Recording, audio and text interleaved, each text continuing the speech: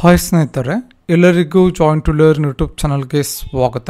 ಇವತ್ತಿನ ಒಂದು ಸೆಷನ್ನಲ್ಲಿ ಕರ್ನಾಟಕ ಸರ್ಕಾರ ನಡೆಸಿದಂತಹ 2021 ಉಚಿತ IAS ಹಾಗೂ KS ತರಬೇತಿಯ ಪ್ರಶ್ನೆ ಪತ್ರಿಕೆಯ ಕುರಿತು ಚರ್ಚೆಯನ್ನು ಮಾಡ್ತಾ ಇದ್ದೀವಿ. ಆಲ್ರೆಡಿ ಈ ಒಂದು ಪ್ರಶ್ನೆ ಪತ್ರಿಕೆಯ ಪ್ರಶ್ನೆ ಸಂಖ್ಯೆ 1ರಿಂದ 25 ಪ್ರಶ್ನೆ ಸಂಖ್ಯೆವರೆಗೂ 25 ಪ್ರಶ್ನೆಗಳನ್ನು ಆಲ್ರೆಡಿ ಚರ್ಚೆಯನ್ನು ಮಾಡಿರ್ತೀವಿ. ಆ ಒಂದು ಕ್ಲಾಸನ್ನು ಯಾರಾದರೂ ನೋಡಿರಲಿಲ್ಲ ಅಂತಂದರೆ ಮೇಲ್ಗಡೆ ಐ ಬಟನ್ನಲ್ಲಿ ಲಿಂಕನ್ನು ಕೊಟ್ಟಿರ್ತೇವೆ, ವಿಸಿಟ್ ಮಾಡಿ ಆ ಕ್ಲಾಸನ್ನು ನೋಡಿ. ಇವತ್ತಿನ ಕ್ಲಾಸ್ನಲ್ಲಿ ಪ್ರಶ್ನೆ ಸಂಖ್ಯೆ 26ರಿಂದ 50ರವರೆಗೆ ಚರ್ಚೆಯನ್ನು ಮಾಡೋಣ ಪಾರ್ಟ್ 2 ಅಲ್ಲಿ. ಸೊ 26ನೇ ಪ್ರಶ್ನೆ, 2021 ಸ್ಪ್ಯಾನಿಷ್ ಗ್ರ್ಯಾಂಡ್ ಪ್ರಿಕ್ಸ್ ಅನ್ನು ಗೆದ್ದವರು ಯಾರು ಅಂತ ಪ್ರಶ್ನೆ. ಸರಿಯಾದ ಉತ್ತರ ಸೆಬಾಸ್ಟಿಯನ್ ವೆಟಲ್. ಸೊ ಇದೊಂದು ಕರೆಂಟ್ ಅಫೇರ್ಸ್ ಕ್ವಶನ್ ಆಗಿರುತ್ತೆ. ಸೊ ಕರೆಂಟ್ ಅಫೇರ್ಸ್ ಮೇಲೆ ಎಷ್ಟು ಪ್ರಶ್ನೆಗಳು ಬರುತ್ತೆ, ಎಷ್ಟು ಮಂತನ್ನು ಓದಬೇಕು ಅಂತ. ಸೊ ಆನ್ ಆನ್ ಎವರೇಜ್ 5ರಿಂದ 12 ಅಥವಾ 13 ಪ್ರಶ್ನೆಗಳು ಬರುವಂತಹ ಸಾಧ್ಯತೆ ಇರುತ್ತೆ ಆನ್ ಆನ್ ಎವರೇಜ್. ಸೊ ಎಷ್ಟು ಮಂತ್ ಕರೆಂಟ್ ಅಫೇರ್ಸ್ ಓದಬೇಕು ಅಂತ. ಸೊ ಇವಾಗ ನವೆಂಬರ್ 13ನೇ ತಾರೀಕು ಎಕ್ಸಾಮ್ ಇದೆ. ಸೊ ಇದಕ್ಕಿಂತ ಮುಂಚೆ 6 ಮಂತ್ಸ್ ಆದರೂ ನೀವು ಪರ್ಫೆಕ್ಟ್ ಇರಬೇಕಾಗುತ್ತೆ. ಫೆಬ್ರವರಿ ಮಾರ್ಚಿಂದ ನೀವು ಪರ್ಫೆಕ್ಟಾಗಿ ಓದ್ಕೋಬೇಕಾಗುತ್ತೆ. ಫ್ರಮ್ ಬ್ಯಾಕ್ ಸೈಡಿಂದ ಓದಿ, ಅಂದರೆ ನವೆಂಬರ್, ಅದೇ ರೀತಿ ಅಕ್ಟೋಬರ್, ಈ ರೀತಿ ಹಿಂದ್ಗಡೆಯಿಂದ ಓದ್ತಾ ಹೋಗಬೇಕು. ಮುಂದಿನ ಪ್ರಶ್ನೆ, ಕೆಳಗಿನ ಯೋಜನೆಗಳ ಪೈಕಿ ಯಾವುದು ತಿಂಗಳಿಗೆ 15,000ಕ್ಕಿಂತ ಕಡಿಮೆ ಆದಾಯವಿರುವ ಅಸಂಘಟಿತ ವಲಯದ ಕಾರ್ಮಿಕರಿಗೆ ಪ್ರಯೋಜನಕಾರಿಯಾಗಿದೆ? ಸೆಂಟ್ರಲ್ ಗೌರ್ಮೆಂಟ್ ಸ್ಕೀಮ್ ಮತ್ತು ಸ್ಟೇಟ್ ಗೌರ್ಮೆಂಟ್ ಸ್ಕೀಮ್ಸ್ಗಳನ್ನು ನೋಡ್ತಾ ಹೋಗಬೇಕು. ಸೊ ಸರಿಯಾದ ಉತ್ತರ ಪ್ರಧಾನಮಂತ್ರಿ ಜನ್ ಧನ್ ಯೋಜನಾ. ಸೊ ಇದು ಕೂಡ ಕರೆಂಟ್ ಅಫೇರ್ಸ್ ಆ ಟೈಮಲ್ಲಿ ನ್ಯೂಸಲ್ಲಿರುತ್ತೆ, ಬಟ್ ಇವಾಗ ಇದು ಪ್ರಶ್ನೆ ಬರೋದಿಲ್ಲ. ಸೊ ಇವಾಗ ಏನು ನ್ಯೂಸಲ್ಲಿರುತ್ತೆ, ಸೊ ಪ್ರೆಸೆಂಟ್ ಇವಾಗ ಎಕ್ಸಾಮ್ ಟೈಮಲ್ಲಿ ಯಾವ ಸ್ಕೀಮ್ ನ್ಯೂಸಲ್ಲಿರುತ್ತೆ ಅದು ಇಂಪಾರ್ಟೆಂಟ್ ಆಗುತ್ತೆ. SC/ST ಸಮುದಾಯಕ್ಕೆ ಸೇರಿದ ನವೋದ್ಯಮ ಆಕಾಂಕ್ಷಿಗಳಿಗೆ ಸಹಾಯ ಮಾಡಲು ಕರ್ನಾಟಕ ಸರ್ಕಾರದಿಂದ ಪ್ರಾರಂಭಿಸಲ್ಪಟ್ಟ ಯೋಜನೆ ಯಾವುದು ಅಂತ. ಸರಿಯಾದ ಉತ್ತರ ಉನ್ನತಿ ಆಗುತ್ತೆ. ಸೊ ಆ ಟೈಮಲ್ಲಿ ಕರ್ನಾಟಕದಲ್ಲಿ ಅಥವಾ ಕರ್ನಾಟಕ ಗೌರ್ಮೆಂಟ್ ಯಾವ ಸ್ಕೀಮಲ್ಲಿ ನ್ಯೂಸ್ ಇರುತ್ತೆ. ಈಗ ಎಕ್ಸಾಂಪಲ್ ಇವಾಗ ಪುನೀತ್ ರಾಜ್ಕುಮಾರ್ ಅವರಿಗೆ ನಾವು ಕರ್ನಾಟಕ ರತ್ನ ಪ್ರಶಸ್ತಿಯನ್ನು ಕೊಟ್ಟರು. ಸೊ ಅದು ನ್ಯೂಸಲ್ಲಿದೆ ಇವಾಗ ಪ್ರೆಸೆಂಟ್ 2022 ನವಂಬರಲ್ಲಿ. ಸೊ ಇದು ನ್ಯೂಸಲ್ಲಿದ್ದಾಗ ಇದು ಬರುವಂಥ ಸಾಧ್ಯತೆ ಇರುತ್ತೆ. ಕರೆಂಟ್ ಅಫೇರ್ಸ್ ಯಾವಾಗಲೂ ಕೂಡ ಆ ಟೈಮಲ್ಲಿ ಏನಲ್ಲಿ ನ್ಯೂಸಲ್ಲಿರುತ್ತೆ ಅದು important. Is just for example ಇದೆ ಇದು. ಸೊ ಇಲ್ಲೊಂದು ಪ್ಯಾಸೇಜನ್ನು ಕೊಟ್ಟಿದ್ದಾರೆ. ಸೊ ಇಂಗ್ಲೀಷಲ್ಲಿ ಪ್ರಶ್ನೆಗಳು ಬರುತ್ತೆ, ಕಾಂಪ್ರೆನ್ಸಿವ್ ಪ್ಯಾಸೇಜ್ ಇರುತ್ತೆ, comprehension. So we stand pious precariously and challengingly on the razor's edge of destiny. So ಈ ಒಂದು ಪ್ಯಾಸೇಜನ್ನು ಓದ್ಕೋಬೇಕು ನೀವು. ಸೊ ಇದನ್ನು ಓದ್ಕೊಂಡು ಕೆಳಗಡೆ ಕ್ವಶನ್ಸನ್ನು ಕೊಟ್ಟಿದ್ದಾರೆ. ಸೊ ಇದಕ್ಕೆ ಆನ್ಸರನ್ನು ಮಾಡಬೇಕಾಗುತ್ತೆ. ಸೊ ಇಲ್ಲಿ ಅಟಾಮ್ ಬಾಂಬ್ಸ್ ಅಥವಾ ಅಟಾಮಿಕ್ ಬಾಂಬ್ಸ್ ಏನಿರುತ್ತೆ ಪ್ರೆಸೆಂಟ್ ಆಗಿ ಮತ್ತು ಇಂಟರ್ನ್ಯಾಷನಲ್ ಪೀಸ್ ಮತ್ತು ಹಾರ್ಮೋನಿ ಬಗ್ಗೆ ಈ ಒಂದು ಪ್ಯಾಸೇಜ್ ಇದೆ. ಸೊ ಒಬ್ಬ ರೈಟರ್ ಈ ಪ್ಯಾಸೇಜನ್ನು ಬರೆದಿರ್ತಾರೆ. ಪ್ಯಾಸೇಜನ್ನು ವಿಡಿಯೋನ ಪಾಸ್ ಮಾಡಿ ಪ್ಯಾಸೇಜನ್ನು ಓದಿ. ಸೊ ಕೆಳಗಡೆ ಕ್ವಶನ್ಸನ್ನು ಆನ್ಸರ್ ಮಾಡಬೇಕಾಗುತ್ತೆ. From the tone and style of the passage it appears that the writer is dash ಅಂತ. Humanist with a clear foresight ಅಂತ ಆನ್ಸರ್ ಆಗುತ್ತೆ. ಹಾಗೆ the best way to escape complete annihilation in an atomic war is to work for international understanding and harmony answer ಆಗುತ್ತೆ. So ಇಲ್ಲಿ with respect to ಪ್ಯಾಸೇಜೇ ನೀವು answer ಮಾಡಬೇಕಾಗುತ್ತೆ. The phrase razor's edge of destiny means ಅಂತ ಕೇಳಿದ್ದಾರೆ a critical situation that foreordains the future ಅಂತ ಆಗುತ್ತೆ. ಹಾಗೆ according to the writer wisdom in the present crisis means awareness of the basic values of life. So passage ಪ್ರಕಾರ answers ಆಗುತ್ತೆ. So the author is so concerned about the threat of nuclear weapons because he feels that the world is on the brink of disaster ಅಂತ. So ನೀವು ಪ್ಯಾಸೇಜನ್ನು ಒಂದ್ಸಲ ಓದಿ ಕ್ವಶನ್ಸನ್ನು ಓದ್ಕೊಂಡು ಆನ್ಸರನ್ನು try ಮಾಡ್ಬೋದು.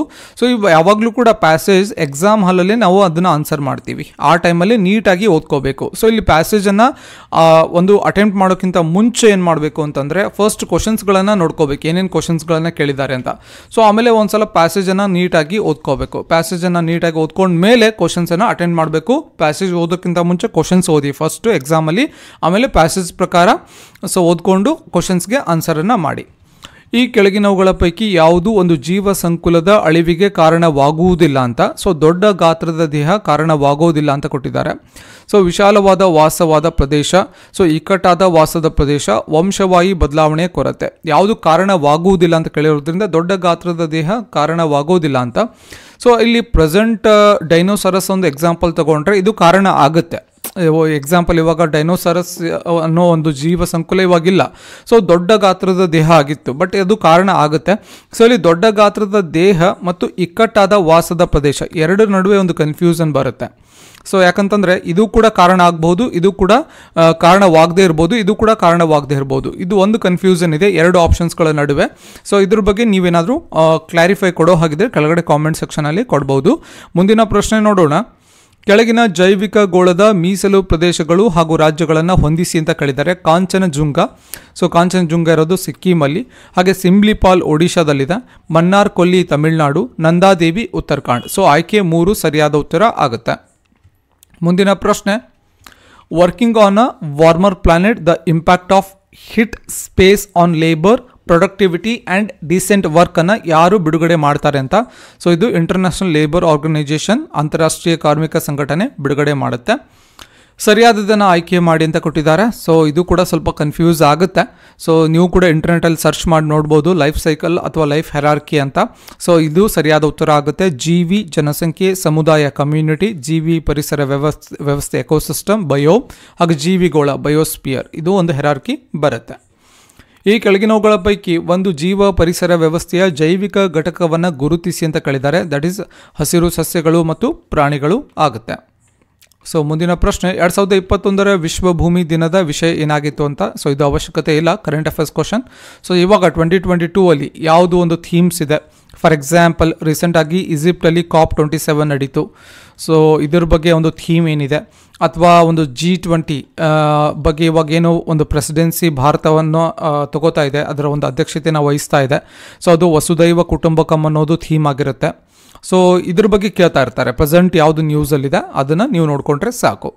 ಕೆಳಗಿನ ಯಾವ ವಿಭಾಗದ ರಕ್ಷಿತ ಪ್ರದೇಶಗಳಲ್ಲಿ ಸ್ಥಳೀಯ ಜನರು ಜೀವರಾಶಿಯನ್ನು ಸಂಗ್ರಹಿಸಲು ಮತ್ತು ಬಳಸಲು ಅವಕಾಶ ಇರೋದಿಲ್ಲ ಅಂತ. ಸೊ ರಾಮ್ಸರ್ ಸೈಟ್ಸಲ್ಲಿ ಒಂದು ಅವಕಾಶ ಇರೋದಿಲ್ಲ.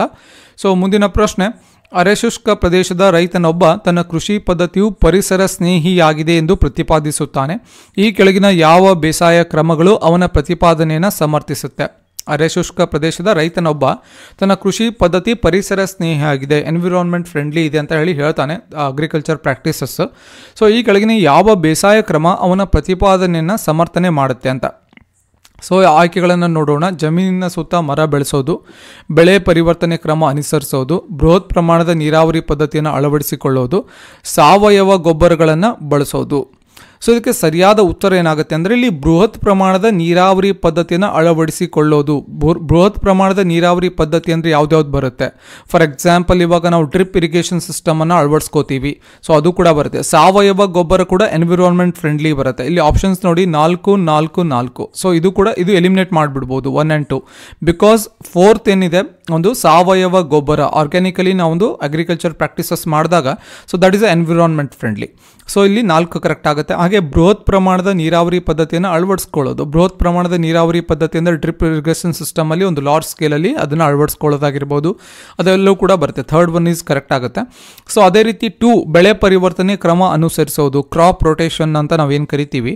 ಸೊ ಅದು ಎನ್ವಿರಾನ್ ಫ್ರೆಂಡ್ಲಿ ಅಂತಲ್ಲ, ಬಟ್ ನಾವು ಕ್ರಾಪ್ ರೊಟೇಷನ್ ಮಾಡೋದು ಯಾಕೆ ಅಂತಂದರೆ ಬಿಕಾಸ್ ನಾವು ಅದನ್ನು ಒಂದು ಏನಂತೀವಿ ಇವಾಗ ಫಾರ್ ಎಕ್ಸಾಂಪಲ್ ಕ್ರಾಪ್ ರೊಟೇಷನ್ ಮಾಡೋದು ಒಂದು ನ್ಯೂಟ್ರಿಷನ್ ಸಲುವಾಗಿ ಆಗಿರ್ಬೋದು, ಅಥವಾ ಕ್ರಾಪ್ ರೊಟೇಷನ್ ಮಾಡೋದು ಅಲ್ಲಿರುವಂತಹ ಮಣ್ಣಿನಲ್ಲಿರುವಂತಹ ನ್ಯೂಟ್ರಿಷನ್ ಕಡಿಮೆ ಆದಾಗ ಇನ್ನೊಂದು ಒಂದು ಕ್ರಾಪ್ ಸೂಟೇಬಲ್ ಆಗೋದನ್ನು ನಾವು ಬೆಳಿತೀವಿ. ಯಾವುದು crop ರೊಟೇಷನಲ್ಲಿ.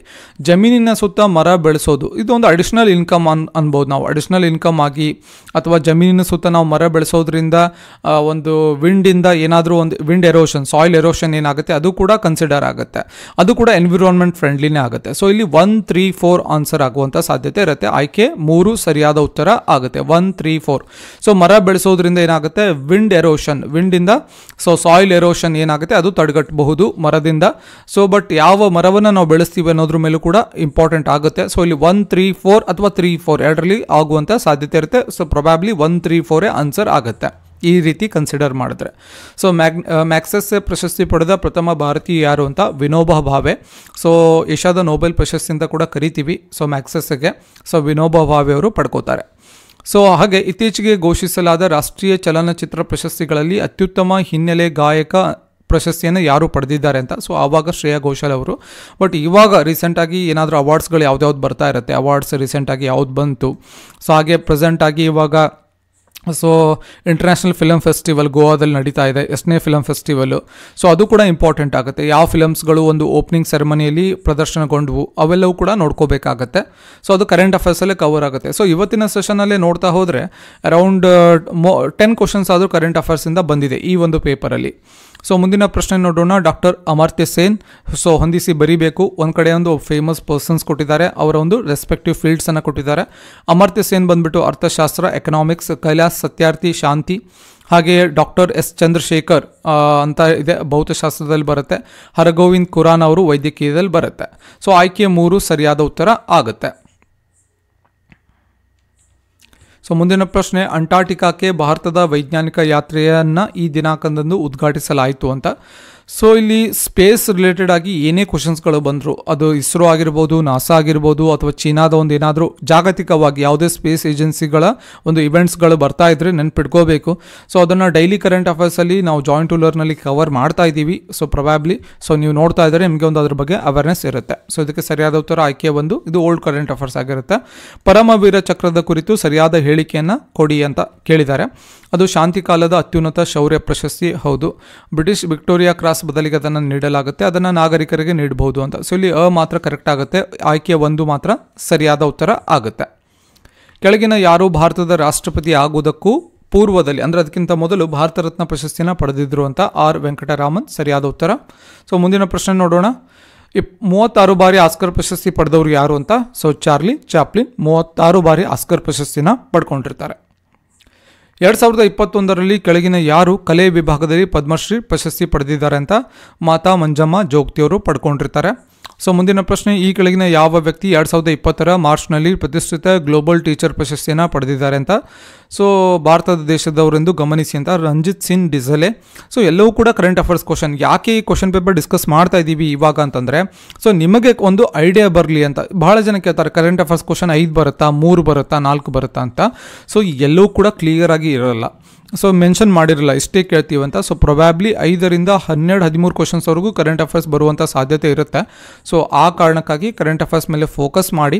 So safest score 65 ತನೂ score ಮಾಡಿದ್ರೆ ಬಹಳ ಸೇಫ್ ಸ್ಕೋರು. ನೀವೆಲ್ಲ ಕಡೆ ಎಲ್ಲೋ ಒಂದು ಕಡೆ ಸಿಗುತ್ತೆ ನಿಮಗೆ ಸೀಟು ಕೋಚಿಂಗ್ ಅಫೋರ್ಡ್ ಮಾಡೋಕ್ಕೆ. ಸೊ ಇಷ್ಟು 50ನೇ ಕ್ವಶನ್ವರೆಗೂ ಡಿಸ್ಕಸ್ ಮಾಡಿರ್ತೀವಿ. ಸೊ ಆಲ್ರೆಡಿ 2 ಪಾರ್ಟಲ್ಲಿ, ಇವತ್ತು ಪಾರ್ಟ್ 2, ಪಾರ್ಟ್ 1 ಆಲ್ರೆಡಿ ಅಪ್ಲೋಡ್ ಇದೆ. ಪಾರ್ಟ್ 2 ಅಲ್ಲಿ 50 ಕ್ವಶನ್ಸ್ವರೆಗೂ ಡಿಸ್ಕಸ್ ಆಗಿರುತ್ತೆ, ಪಾರ್ಟ್ 1 ಆ್ಯಂಡ್ ಪಾರ್ಟ್ 2 ಸೇರಿ.